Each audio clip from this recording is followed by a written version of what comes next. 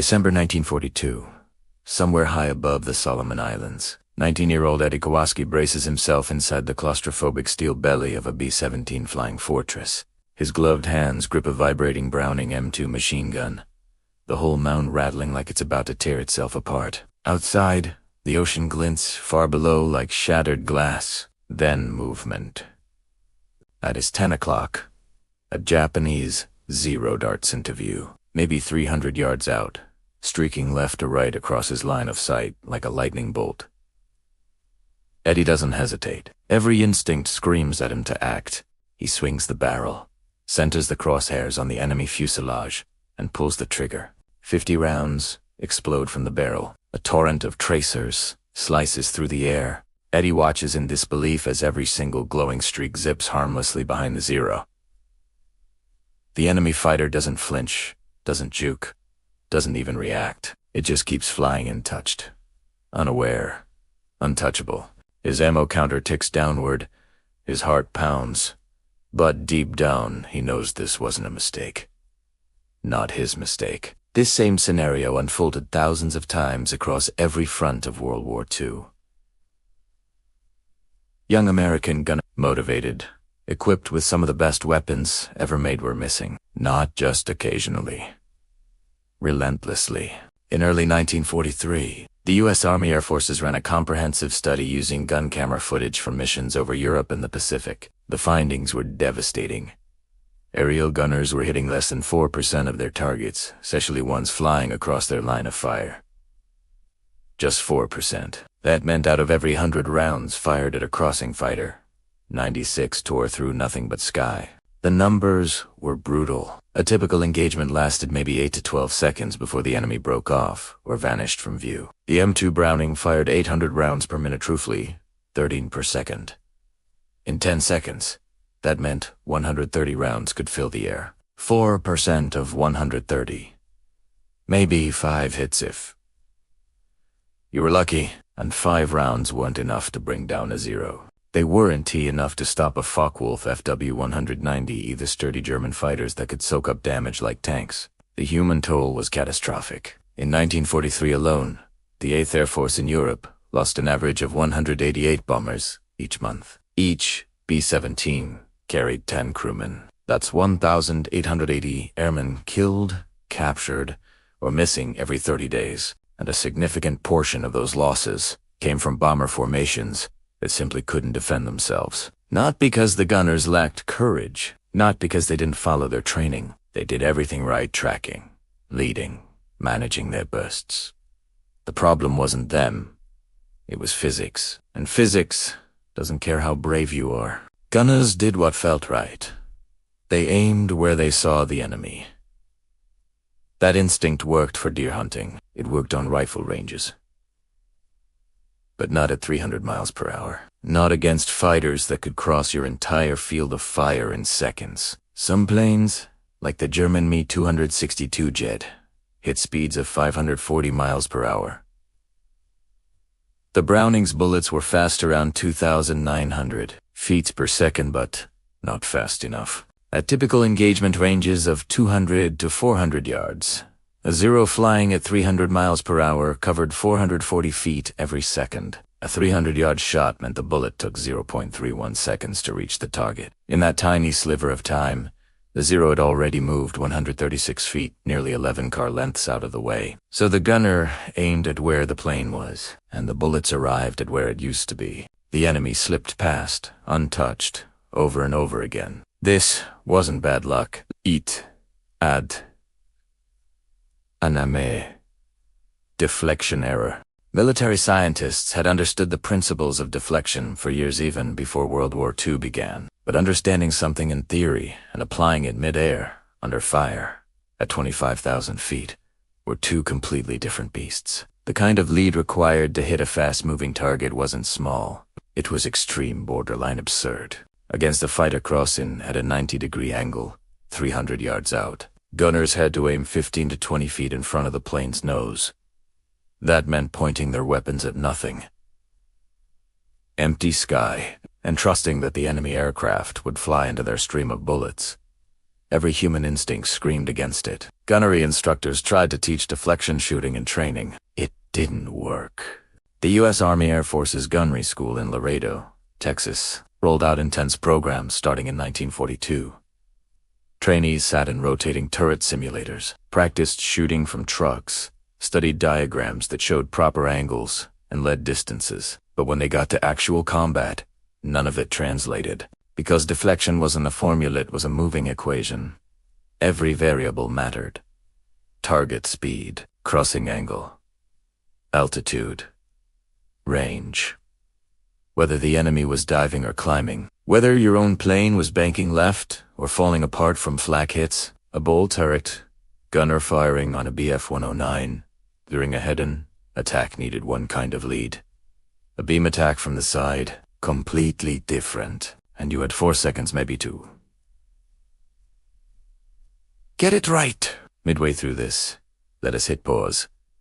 If you're enjoying this breakdown of a forgotten aerial warfare problem, go ahead and hit that subscribe button and give this video a like. It helps more than you know. Now, back to the skies. Even when gunners survived enough missions to try using deflection, they often abandoned it after a few apparent failures. They'd aim ahead, fire, see tracers zip past empty air, and think they were overshooting.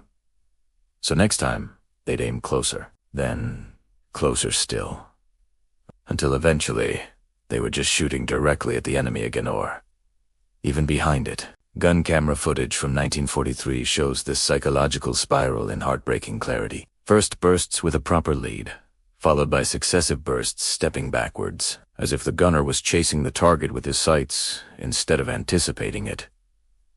And the price? Devastating. In October 1943, during the missions to the 8th Air Force lost 60 bombers out of 291.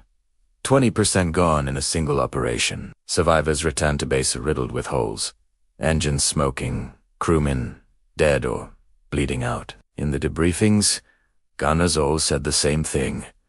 They'd been firing, their guns worked, but their bullets weren't connecting. Something fundamental had to change, and fast. At the current loss rate, the Allied bombing campaign wouldn't make it to Berlin.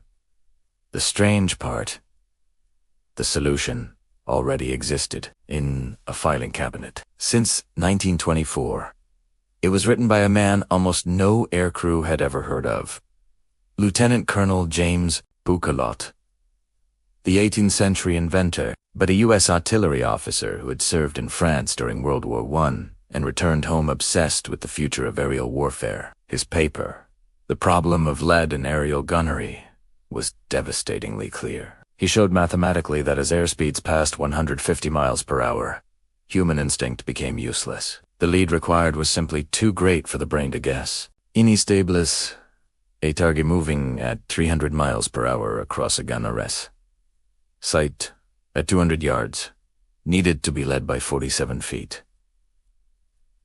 At 400 yards, 94 feet. That's nearly the length of an Olympic pool just to land a hit. And his conclusion was chilling. Without mechanical aid, gunners would soon be obsolete. But nobody listened. Throughout the 1920s and 30s, planes got faster, but gunnery training stayed stuck in the past. Instructors still taught breath control, trigger discipline, and shot groupiness. If students were prepping for a rifle competition, not a multi-axis dogfight at breakneck speed, the few who argued for real deflection training were dismissed. America, after all, had always prided itself on sharpshooters. From the frontier to Sergeant York, precision shooting was part of the culture. Why would the skies be any different? But when the U.S. entered World War II, gunnery training was hopelessly behind. Courses lasted just 4 weeks. Each student fired about 1,000 rounds, total mostly at slow, towed fabric sleeves flying in straight lines at 150 miles per hour.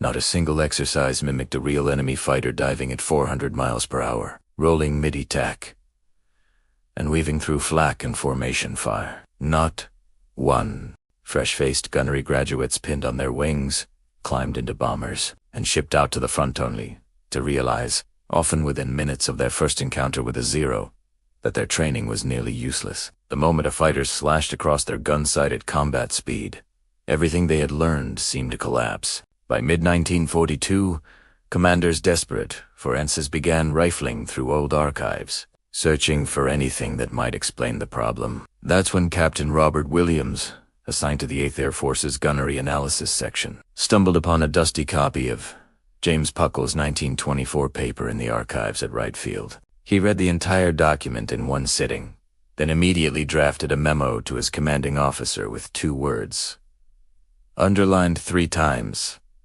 He knew. Puckle had predicted this exact failure routine years before the first B-17 ever dropped a bomb over Europe. His numbers held up. His warnings had gone ignored, and now hundreds of American airmen were dead because nobody had listened. There was no question anymore. Puckle had been right. The math.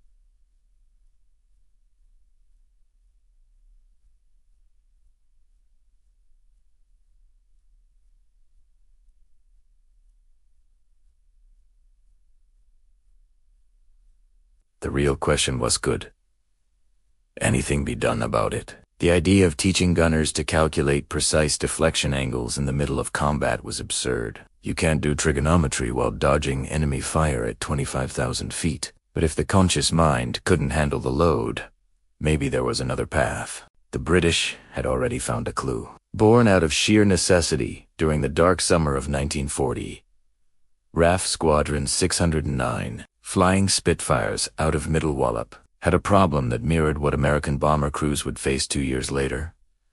Brave pilots, superb machine sanda.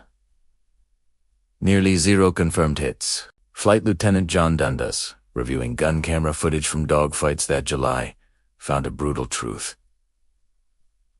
His squadron-S hit rate against crossing BF-109s was around 6%, 6 hits for every 100 rounds fired. The Spitfire's guns held just enough ammo for 16 seconds of fire. Pilots were emptying their loadouts and watching German fighters fly away unscathed. Der Commander, squadron leader, Horace Darley, made a controversial call. In early August 1940, in the middle of the Battle of Britain, he grounded his entire unit for 3 days. No combat sorties. Just experiments. His methods broke every RAF protocol. Darley had been a competitive clay shooter before the war. He understood something many in the military didn't. Top marksmen don't. Think about lead they. Feel it. Shotgun shooters don't solve angles. Their brains calculate motion subconsciously. The body reacts to the arc of the clay disc on instinct, not calculation. What if pilots could do the same? Darley's idea was simple and radical. He had a hurricane tow, a target banner across the range. Spitfire pilots made repeated gunnery passes, but instead of using their sights to calculate lead, Darley gave them a different command. Don't aim. Track the target's motion. Start firing while still turning. Let the deflection happen through your movement, not through math. Fire where your instinct says the target will be not. Where your eyes see it now. The first runs were a disaster. Pilots missed by 50 feet, but Darley kept them at it. 40 passes per pilot over 3 grueling days. No lectures, no charts, no equations, just one instruction fire while you're still moving. And on the 3rd day, it clicked. Hit rates climbed, not to perfection, but from 6% to maybe 12%. That might not sound like much, but in aerial combat, it was the difference between 1 kill and 2. 1 German fighter shot down or 2 not flying the next day. Darley documented everything. He sent his findings to Fighter Command on August 18, 1940. His most important conclusion wasn't about bullets. It was about brains. The pilots who improved fastest weren't the best shots. They were the ones who could ignore their instincts, who could not aim, who let their subconscious guide the gun through motion and peripheral vision instead of conscious correction. The conscious mind, Darley argued, was just too slow for air combat. The answer wasn't more math. It was muscle memory. The same way a baseball player tracks a fly ball without ever calculating trajectory, the human brain could be trained to handle deflection if it wasn't he asked to explain it first. Fighter Command circulated his report, but implementation across the RF remained inconsistent. Some units embraced it. Others dismissed it. The lessons were clear. But changing decades of training doctrine, that would take more than a memo. Some RAF squadrons embraced the new instinct-based technique with enthusiasm. Others scoffed at it, calling it unscientific, reckless, even dangerous. The most resistance came from the RAV's own training command. Their instructors had spent decades perfecting the craft of precision shooting sight alignment, breath control, trigger, discipline. To them, Darley's method threw all of that out the window. But there was one thing training doctrine couldn't ignore: results. By the fall of 1940, units that practiced motion-based deflection shooting were quietly posting better kill ratio. Enough of an improvement that, by early 1941, the method began to spread. Official manuals didn't acknowledge it yet, but out on the flight lines, pilots were adapting, improvising, surviving. American observers stationed in Britain took careful notes. They understood the logic behind Darley's approach, but the U.S. Army Air Forces faced a fundamentally different problem. Their gunners weren't flying sleek, nimble Spitfires. They were standing inside bombers, locked into turrets, fixed positions, no control over their aircraft's path, no sweeping maneuvers to generate lead angles naturally. If instinctive deflection wouldn't work and conscious calculation was to slow, then the solution had to be mechanical. That's where MIT came in, specifically Division 7 of the MIT Radiation Laboratory, established in early 1942. The name was a smokescreen. Radiation implied atomic research, conveniently masking what the division actually did. Fire control systems. At the helm was Dr. Charles Stark Draper, a 40-year-old engineer who had spent the previous decade perfecting gyroscopes for aircraft navigation. Draper knew this wasn't just a gunnery problem. It was a prediction problem. A gunner didn't need to know where the target was, needed to know where it would be. And so, by July 1943, the Mark 14 computing gunsight emerged. It looked like something ripped from a science fiction serial.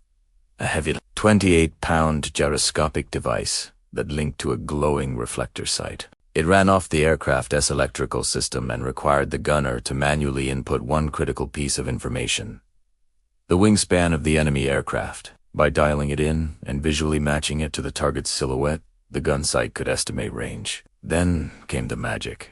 As the gunner tracked the target for about 2 seconds, the gyroscope measured angular velocity. How quickly the plane was moving across the sight picture. Inside the device, a network of gears and metal cams, essentially an analog computer, began solving the deflection equation in real time. It combined the range, target speed, and ballistic data for the .50 caliber round, and output the result as a floating reticle, a glowing dot that appeared ahead of the target. The gunner no longer aimed at the plane itself. He aimed at the DO, and if he tracked smoothly, fired cleanly, and had input the range correctly, his bullets would meet the enemy aircraft with brutal precision. The system performed calculations that would take a human with pencil and paper minutes, and it did them 30 times a second, constantly updating as the target's position changed. The results were immediate and astonishing. At the Naval Air Station in Norfolk, Virginia, August 1943, tests showed a dramatic spike in performance. Gunners who had struggled to hit 5% of crossing targets were suddenly hitting 18% on day one. With just a week of practice, their hit rates passed 25%. That was a 5-fold increase. 5 times more enemy fighters hit. 5 times more kills. But the real war wasn't happening in test facilities. It was happening over Germany in the Pacific, right now. And here was the problem. Manufacturing and installing tens of thousands of Mark 14 sights would take time. The Allies didn't have full-scale production didn't even begin until early 1944. Even then, priority went to new bombers coming off the assembly line. Retrofits for existing aircraft were slow, inconsistent, often delayed, which meant, for most of 1943 and even into 1944, the majority of American gunners were still using iron sights, crude reflector setups. No prediction, no computation, just eyeballs, guesswork, and sheer nerve. They needed a solution that didn't depend on new gear or electrical power. They needed something that worked right now with the equipment they already had. That breakthrough didn't come from a lab. It came from combat gunners. Specifically, from the skies over the Pacific where visibility was clearer, engagement distances were longer, and where experience began shaping something radically effective. Staff Sergeant William Bill Fleming wasn't a scientist. He wasn't an officer. He couldn't explain gyroscopic precession if his life depended on it. But by March 1944, he had flown 31 combat missions. As a waist gunner aboard bombers launched from the USS Lexington, he had survived for aircraft losses. He had fired roughly 40,000 rounds in combat and personally witnessed hits on 7 enemy aircraft. And he kept a notebook. Inside that battered notebook were hand-drawn sketches of Japanese planes, each marked with rough lines extending ahead of their noses as personnel records of where he had aimed during successful engagements. He didn't measure in feet. He measured in plane lengths ahead, sometimes 3. These were the spots where his tracers connected. He didn't need theory.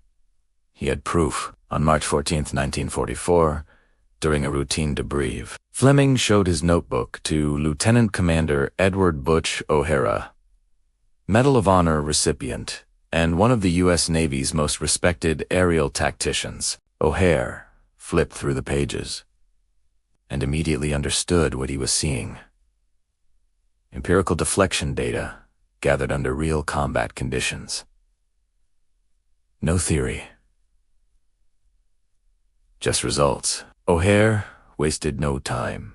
He ordered Fleming to start training every gunner in the air group not with lectures or chalkboards, but with hands-on exercises. Thus was born a revolutionary new method: spot shooting. Fleming's technique was simple. A gunner stood at his turret station. Another crewman walked across the flight deck holding a model aircraft on a long pole, simulating different approach angles. As the model moved, Fleming coached the gunners. For a shallow cross, aim 1 plane length ahead. 4 moderate angles. 2, 4 steep crossing shots. 3 or more. No math. No guesswork. Just a visual reference. It was about what they could see, not what they had to calculate. The Lexington's gunnery officer, skeptical but willing, authorized controlled testing during combat operations over Truck Lagoon in late March 1944. He compared 8 weeks of ammunition data and confirmed hits before Fleming's program, and after. The change was undeniable. Before spot shooting, gunners averaged 4.2 hits per 100 rounds against crossing targets. 6 weeks later, 9.1 hits per 100 rounds, more than double. A breakthrough born not in a lab but from a waist gunner with a pencil and a good memory. Word spread like wildfire through the Pacific Fleet. By May 1944, variations of Fleming's spot shooting method were being implemented aboard the SXX Enterprise and Bunker Hill. Each ship's gunnery officers added their own refinements, but the core principle remained unchanged. Give gunners a simple, visual, and repeatable system. No numbers. No feet. Just count aircraft lengths. It worked because it tapped into how the human brain actually functions. Our eyes are excellent at judging relative size, but terrible at estimating distance. Telling a gunner to lead a target by 50 feet meant nothing at 300 yards, but telling him to aim to 0 lengths ahead, that made sense. The enemy fighter itself became the ruler, its own measuring stick in motion. By mid-1944, even the U.S. Army Air Forces had adopted similar methods under a different name: Radius of action shooting. Training manuals were diagrams now showed lead distances in multiples of wingspan or fuselage length. At the 8th Air Force Gunnery School in Levenham, England, the entire program was rebuilt around this technique by June, and it worked. Bomber loss rates began to fall. In July 1944, average loss per mission was 3.4% down from 5.2% the previous October. That difference represented hundreds of crewmen who returned home instead of vanishing into German skies. But as always, knowledge was not the same as execution. Psychologists embedded with the Air Forces found a troubling truth. Even with spot shooting, even with better training, instinct still overpowered logic. Gunners could recite lead distances perfectly in debriefs, but when the tracers lit up and the adrenaline surged, the brain defaulted to one primal command: aim at the threat. Captain Harold Klin, an Army psychologist stationed at Bovington, studied this breakdown. By matching gun camera footage with post-mission interviews, he discovered a consistent pattern of failure, what he called threat fixation collapse. Gunners often started their engagements perfectly, applying proper deflection, tracking smoothly, doing everything right, but then something happened. As the enemy fighter closed in and the threat became immediate, their aim would start to drift. Slowly, subconsciously, the crosshairs would slide backward until they were aiming directly at the plane or worse, behind it. Captain Harold Klin's data revealed that this aim collapse happened fastest during head-on attacks, where the combined speed between fighter and bomber could exceed 500 miles per hour. At those speeds, a gunner had maybe 2 seconds to react before being fired on. Under such pressure, even trained technique dissolved. The brain defaulted to raw instinct. Aim at the threat, pull the trigger. Survive. The only true solution was overwhelming repetition drills so frequent, so immersive, that deflection shooting became as natural as walking. It had to bypass conscious thought entirely and settle into the body like muscle memory. But back in 1942 and 1943, there simply wasn't time. By late 1944, however, the training infrastructure had matured. Allied air superiority allowed schools to operate without constant pressure, and gunnery programs expanded. The basic 4-week course from the early war years became 8 weeks, then 10. T-mounted 50 caliber guns on motorized turrets capable of spinning and elevating quickly. Then, high-speed boats towed targets across the water at up to 60 miles per hour, shifting distance and angle randomly. Gunner trainees engaged these targets dozens of times per day, 50 to 70 per season, till their hands and eyes began to sink. No lectures, no corrections mid-run. Just fire, observe, adjust, and repeat. The subconscious absorbed the lessons faster than words ever could. And it worked. Analysis of combat footage revealed something astonishing. Veteran gunners, those who had survived 30 or more missions, showed almost no breakdown under pressure, even when FW-190s came screaming through the formation. Cannons blazing, these men kept their lead angle, traces laced through space where the target would be not where it was. Many of them later confessed to being absolutely convinced they were going to die during those encounters, but their hands never hesitated. They'd reached what martial artists call Mushino mind. The body performed, the conscious brain was irrelevant. But achieving that level of skill required time and ammunition resources most wartime gunners never received. The math was brutal. To build one elite deflection gunner, you needed 10 weeks and 5,000 rounds. But the Bomber Command needed tens of thousands of new gunners in 6 months. Compromettoisant de justa ligue. It was inevitable. Most airmen flew into combat in a conscious competence stage. They knew what to do. But only if they had time to think. Under pressure, many regressed aiming at the threat instead of leading it, and this created an unexpected disparity in real-world effectiveness. Not all bomber formations were equal. Some had clusters of veterans, men who could fire with cold precision. Others were filled with green crews, still trying to apply their training under fire. German pilots quickly learned to spot the difference. They probed for weaknesses, watching for bombers with hesitant tracers or poor initial bursts. They avoided the ones with immediate, blistering fire and picked off the weak. The deflection shooting revolution that had started with British improvisation and American desperation to end in 1945. Its central lasagna must fire where the target will be, not where it became foundational. The Mark 14 computing gunsight evolved into the Mark 18, which served through the Korean War. From there, it fed directly into the development of digital fire control computers machines, capable of solving complex ballistic equations for dozens of variables in milliseconds. Every modern weapon system that tracks a moving target, whether it's a fighter jet, an anti-air missile, or a drone turretos, its existence to what began as a field notebook in the hands of a 19-year-old gunner. By the time the Vietnam War began, fighter jets carried radar-assisted gun systems that handled deflection automatically. Pilots no longer needed to estimate lead manually. The system calculated it in microseconds. The F-4 Phantom Est's lead computing optical sight did, in an instant, what Draper's mechanical gyros once needed fractions of a second to solve. Today, air-to-air combat rarely involves guns at all. Missiles dominate the battlefield, intercepting targets at ranges where leading means aiming miles ahead, not feet. But the physics hasn't changed, only the tools. The AIM-120 American missile uses onboard computers and radar to adjust its path in real time, continuously solving for deflection thousands of times per second. The F-22 Raptors and APG-77 radar doesn't just track, it predicts, calculating future position based on velocity and acceleration to optimize weapon selection and flight path. It has the same problem William Fleming tackled in 1944 with penciled sketches and instinct, now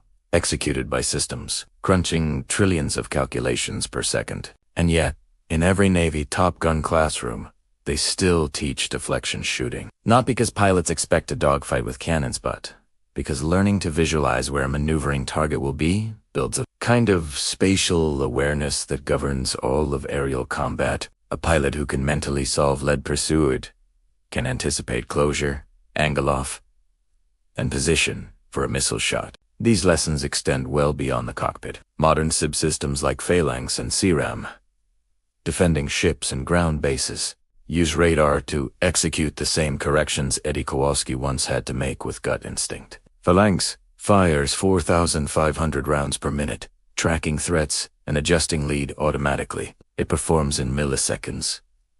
What World War II gunners struggled to do in panic, wind shear, and flak. Even video games like War Thunder and DCS World introduce players to the frustration of deflection error. New players watch their tracers miss again and again until finally it clicks. They stop aiming at targets. They start aiming at where targets will be. Their hands adjust automatically, just like the gunners of 1944. The journey from 4% to over 20% hit rates wasn't about better guns. It was about better understanding, about aligning training with how the brain works, not how we wish it would. Thousands of airmen who might have died came home. Bombers that might have failed reached Berlin. And it all started because someone realized instinct can be wrong. To survive, they had to reprogram themselves, aiming not at the threat, but at the empty sky ahead of it, trusting physics over fear. And they did. They proved something enduring about the human mind. We are not slaves to instinct. Given enough urgency, enough repetition, and enough clarity, we can rebuild our reflexes to match the world, instead of demanding the world conform to us. That lesson, forged in blood over Europe and the Pacific, still holds power today anywhere instinct and solution pull in opposite directions. If you made it all the way to the end, thank you for watching. If this story gave you something to think about or just kept you hooked, hit that like button and subscribe for more deep dive storytelling like this. See you in the next mission.